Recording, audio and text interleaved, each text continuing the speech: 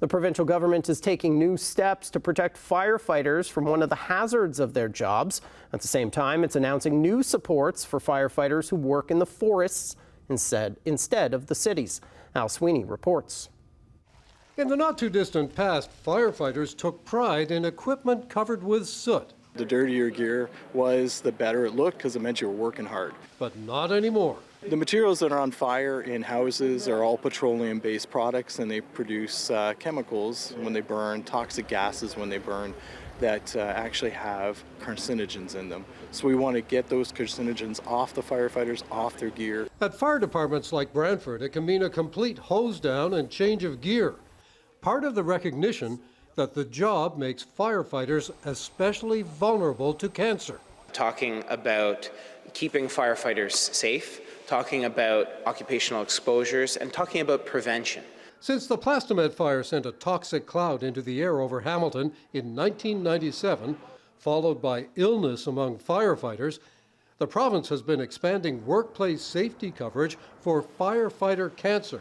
The latest announcement makes firefighters with only 10 years on the job instead of 15 eligible for skin cancer coverage as a work-related injury. That we're capturing these abnormalities of young firefighters being diagnosed with these severe cancers, like a late-stage diagnosis. The importance of this recognition to firefighters and their families cannot be understated.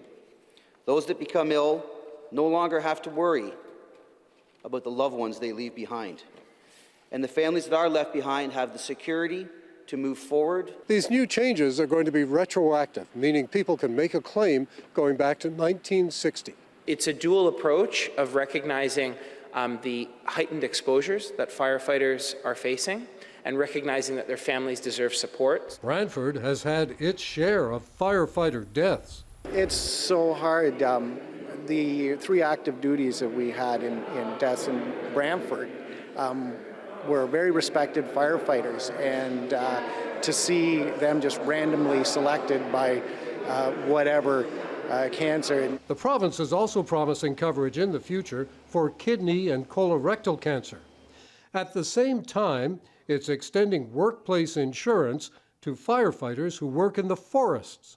We're also proposing to ensure wildland firefighters and investigators have the same presumptive coverage that municipal firefighters have for occupational cancers, heart injuries, and PTSD. With predictions that some areas of Ontario's forests could see a heightened fire danger this year. Al Sweeney, CHCH News, Brantford.